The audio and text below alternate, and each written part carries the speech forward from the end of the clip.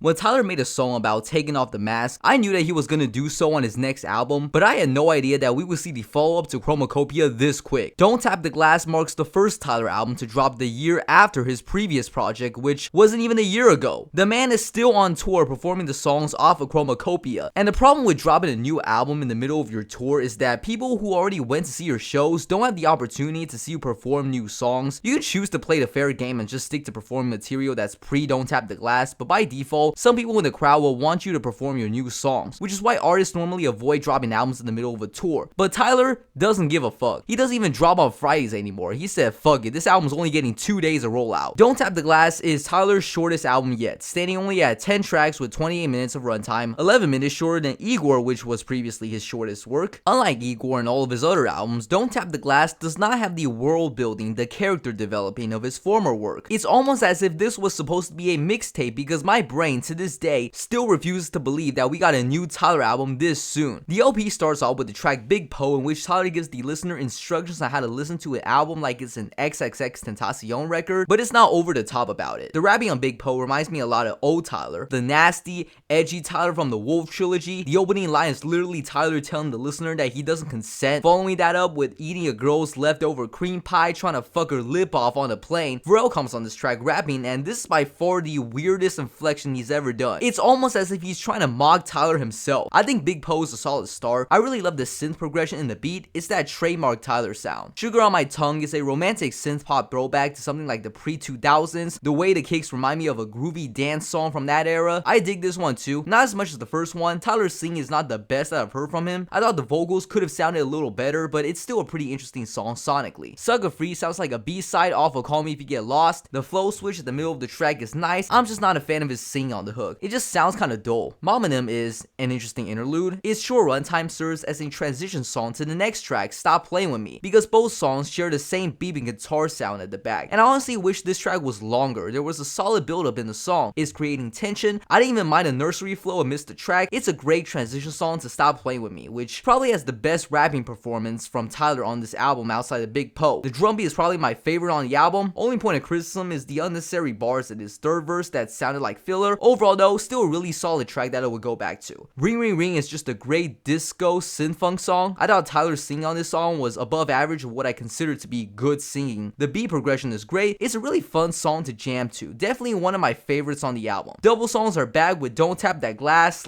/ Tweaking. It's not the 10th track on the album, but this song is still a great entry to the amazing 2-part track series Tyler's got going on since Wolf. Definitely his least focused 2-part song instrumentally. At the Tweaking part is just all types of drums just meshing together. I do like the first half of the track better. I think it has a catchier hook. The piano melody sounded better. Still fuck with it. Now these next 3 songs are all different from the rest of the album. Don't Tap the Glass does switch up. However, it's not a good one. These 3 songs at the end are my least favorite tracks on the album. Don't You Worry Baby is, to me, the most overrated song on the album. Madison McFerrin is pretty much the main artist on this track, as all Tyler said was just repeating the sentence, "Damn girl, you gotta move your hips. Damn girl, you gotta move yo." Not really a verse if you ask me, and Madison on the chorus just came through with a super bland singing performance. Even Tyler had better singing on the album than this. I'm not a fan of this beat either. It's got some elements of neo soul in it, but it's like a dance beat as well. Easily a skip for me. I'll Take Care of You and Tell Me What It Is leans even more into the soulful pop direction, further digressing from the previous tracks. And She Does Fine, but there's simply no time for you to sit in the backseat in an album that's less than half an hour. On the song Tell Me What It Is, there's like parts of Tyler's voice that's like buried in the mix. It's clearly intentional because I can hear him on the hook loud and clear where he's tired of being deceived by his potential lover and asks his partner to tell him what it is. Still, in a grander scheme of this album, this track just doesn't fit the overall sound of Don't Tap the Glass. It's a dance record, and I think Tyler should have applied the same theme throughout the entire album. But instead, we get these great songs at the beginning, and then the album just kind of loses steam towards the end. That being said, the majority of this record has replay value. While Don't Tap the Glass lacks a central character and a central theme attached to one, I still thought this record was good for what it is. The track list of this record, very loose, but enjoy most of them. He clearly wants to move on from his last album, and I applaud him for putting together something that just didn't sound like a bunch of leftovers from the vault. Yeah, not my favorite Tyler record. It's not even close, but I give this a 7.